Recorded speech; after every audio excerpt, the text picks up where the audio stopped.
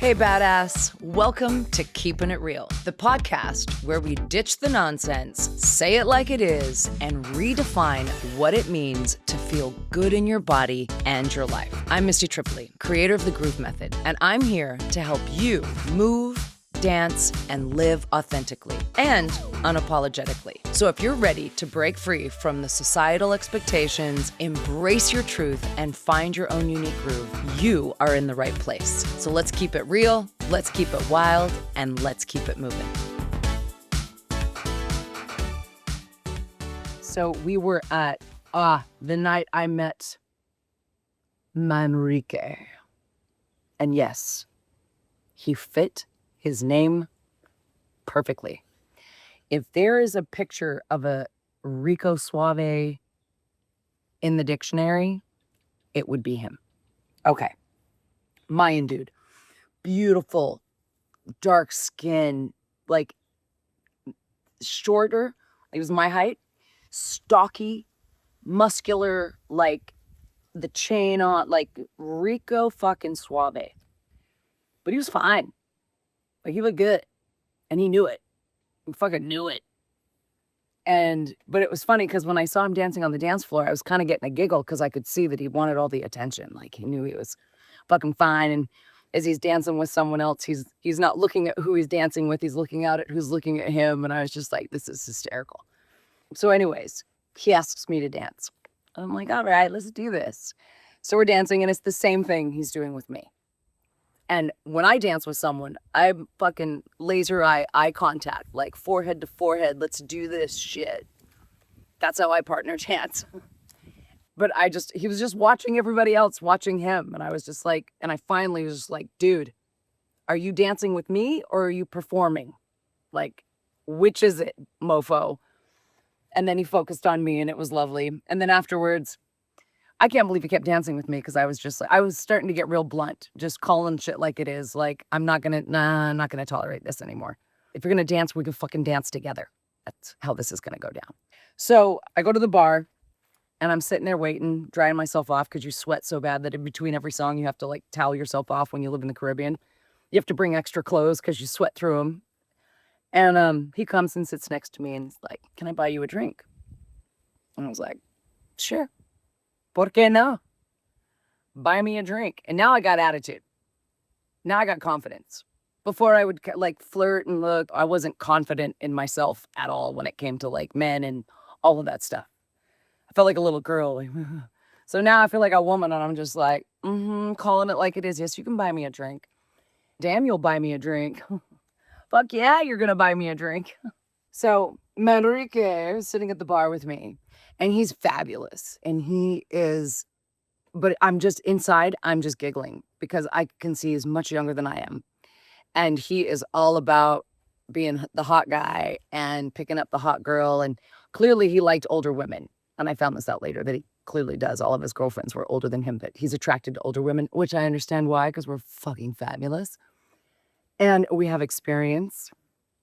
But he was wearing all like these gold chains and all this jewelry and just, had the muscle tank top on so you could see all his muscles and stuff. And he looked great. But I was like, I was like, what is all that? I was such a bitch. But I didn't care. And I don't think anyone's ever said anything like that to him in his whole life. And he's like, what, all this stuff? And I was like, yeah, I don't understand it. Like, why? Do you need it? Because it was that total, like, Rico Suave look. The, hair. He didn't have a hairy chest, but it was silky. But all these gold chains and all this. And so he literally just took it all off and put it on the bar. And he's like, is that better? And I was like, holy shit. I was like, actually, it is. Like, he was far more handsome without it. Now he looked like a really handsome man. I was like, oh, Rico Suaves. And we just got talking. Next thing that comes out of my mouth is, I don't want a relationship. Just, you need to know that right now. I'm not looking for a relationship. What I want to do right now is I want to explore my sexuality. I do not want a boyfriend. I just want to explore my sexuality. And that boy about fell out of his chair. He was like he had hit the fucking jackpot. He's like, ding, ding, ding, ding, ding. I think I just won a prize. Like, rah. And he's like, I'm in. Dude, sign me up. I'm ready. Let's do this. And I said, okay. And then he said, well, what are you doing tomorrow night? I can come over and give you a massage. And I was like, oh, well, that actually sounds really lovely.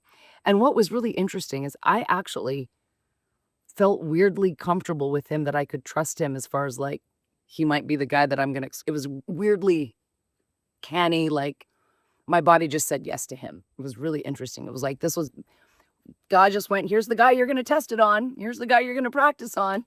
I found you a perfect stallion. Here you go. And he was like, hands down, sexual stallion. Like, he came over that night, the next night. We didn't have sex the first night.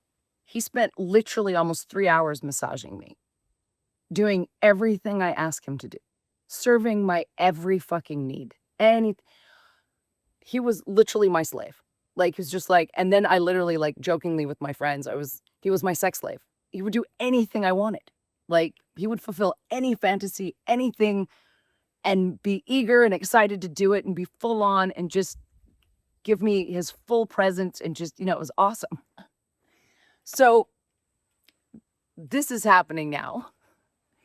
And I'm really starting to see like I'm feeling this power. And I knew he wasn't like, I would never be with him. I knew this. I kept making that very clear to him along the path, like, because he was starting to get attached. How could you not? I'm fucking fabulous. But he was starting to get like, this means a lot more to me. And there was like starting to get jealousy issues and stuff. And I was like, listen, again. And he's like, okay, cool. And then what I decided to do with some of my money is I went on a pleasure tour through Costa Rica for 3 months. And I took him with me. And we just, for 3 months, literally just went to the most exotic places, had sex every fucking place we could possibly find, every fantasy I could possibly fulfill, like just pleasure fantasy. But yeah, he just showed me the Latino drama that came out, and I started to get exhausted because I was like, I can't. This pleasure tour is amazing, but he's starting to get so emotionally attached to me that there's a lot of dramatic. I was just like, I will have no drama in my life. I've been clear. I've been honest. And so when that trip ended, that's when our relationship ended. It had to end because I was like, I could keep fucking you, having sex with you, making love to you, whatever you want to call it, exploring my sexuality with you, but it's not fair to you. Like, you really need to be and you deserve to be with someone that loves you the way that you love them. So we ended, but that, boy, did it serve an amazing purpose. And it was fantastic for what it was. Absolutely epic. And if he watches this, he's going to be like, yeah, that's right. I'm a fucking stallion. But anyways, yeah, that was a fun experience. But now I'm empowered sexually. Like now I feel, and I'm more comfortable in my body and my sensuality than I'd ever been in my whole life. And it was like a new level of empowerment and owning who I was. And that, along with the practices of sitting and embodying the frequency of abundance and creativity, and then dancing on top of it. And so I started really super like partner dancing more. I was doing zouk and kizomba and all of these other types of, and give me your hand. I wanted connection. And because I love connection, but that's why I don't really need a relationship, because I get so much connection through partner dancing that satisfies me. And then I get to go home alone. Part of this is really important, that women, and the message I want to give to women is, if you are uncomfortable in your body, if you are trapped, like if I were to ask you to stand up and start dancing and you instantly would create resistance, I call it fear restricted movement. Like if you don't actually give yourself permission to like really take up space and you sense that, that is a huge signal that there is some block in your body and there's some fear. And this is where a lot of the work that I do with Groove. And so if you've come with me along this journey this far and you want to know more about Groove and how, if you want to start grooving, if you want to start learning what I did, it's not ecstatic dance. It's not all this. It's not airy fairy. I'm not an airy fairy person. You can see this. The airy fairy shit works. It didn't work for me. I need stuff that's practical, simple, logical, straight up. And the way that I approach dance is that. It's very practical. There's no choreography. There's no weird shit. There's nothing like that. It's just, what can we do in your body? Where can we work with you where you're at right now in your body today? Where are you blocked? What needs to flow? And helping you do that. and opening up your body in a way that will blow your fucking mind in such a simple way. Where it starts is it's not even just physical's part of it, but you have to understand what's stopping you from physically moving because there's beliefs that are behind it. And so one of the best things you can do, and this is an offer I'm giving to you, is my Discover Your Groove workshop. It's 30 days. I'm going to give this to you absolutely free because I love you and I want you to get it. I want you to free yourself. I want you to get past whatever that is. Really simple. It's only a few minutes every single day to either do a journal activity, something with movement, something. You can take a day off if you want to take a day off. You could take 2 months to do it if you want. But it's a 30-day simple practice that you do with me online. You can't get it wrong. And it's a great place to start, especially if you have any restriction in the way that you give yourself permission to move your body and enjoy being in your body. Because yeah, as women, most of us are not having a good time in our bodies. And I want you to have a fucking great time in your body. So go to Body Groove, start the Discover Your Groove, 30 days free. You've got nothing to lose. In the next phases, we're going to start talking about how I found my land, because after I ended that relationship is right when I found my land. And the next wave of my life of building my dream home began. So we'll go into that and, almost losing all my money again, like the phases of shit that we go through. But that'll be the next video series, is finding my land.